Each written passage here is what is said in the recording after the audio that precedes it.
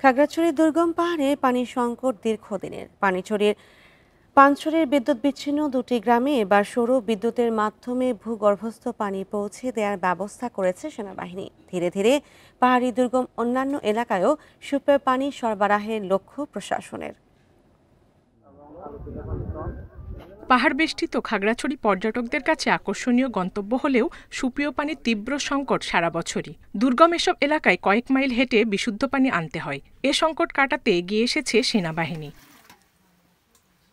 সম্প্রতি সৌর বিদ্যুতের মাধ্যমে পানছড়ির বিদ্যুৎ বিচ্ছিন্ন দুর্গম কারিগরপাড়া ও রেজামণিপাড়ায় পানি সরবরাহ প্রকল্পের উদ্বোধন করা হয়েছে। এতে স্বস্তিতে স্থানীয়রা। পানি নিয়ে আসতে হতো অনেক দূর থেকে, এখন সেনা প্রধানের উপহারে আমরা এখন বাড়িতে পারছি। অনেক দূরের জায়গা থেকে পানি আনতে হয়, সরার পানি খেতে হয়। এখন বিশুদ্ধ পানি খেয়ে আমরা খুব ভালো লেগেছে। দুর্গম পাহাড়ি এলাকায় অগ্রাধিকার ভিত্তিতে এ ধরনের প্রকল্প আরও বাস্তবায়ন করা হবে বলছে জেলা প্রশাসন। তাদের সারাদিনের যে স্ট্রাগল ছিল সেটির অনেকটাই পরিসমাপ্তি ঘটতে যাচ্ছে। এর পাশাপাশি এটিকে সাস্টেনেবল করার জন্য এখানে যারা কমিউনিটি আছেন তাদেরকে প্রশিক্ষিত করে আগামীতে এটি যাতে মেনটেন করে আমরা এটিকে সাস্টেনেবল করতে পারি সে বিষয়ে আমাদের দৃষ্টি আকর্ষণ করেছে। পাহাড়ের নিরাপত্তা নিশ্চিতের পাশাপাশি স্থানীয়দের জীবনমান উন্নয়নে সেনাবাহিনী পাশে রয়েছে বলে জানান খাগড়াছড়ি রিজিয়ন কমান্ডার।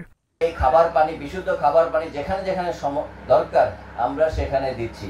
একই সাথে রাস্তা, কালভার্ট বা যে কোনো জায়গায় এসব নির্মাণ কাজে যদি কোনো বাধা আসে নিরাপত্তার খাতিরে কিন্তু আমরা তাদেরকে, সেই ইঞ্জিনিয়ারদেরকে সাহায্য করছি। গত 29 মার্চ পানছড়িতে ক্যাম্প পরিদর্শনে দেয়া সুপেয় পানি সরবরাহের প্রতিশ্রুতির 6 মাসেই পূরণে উচ্ছ্বসিত 2 গ্রামের 5 শতাধিক মানুষ। Independent news.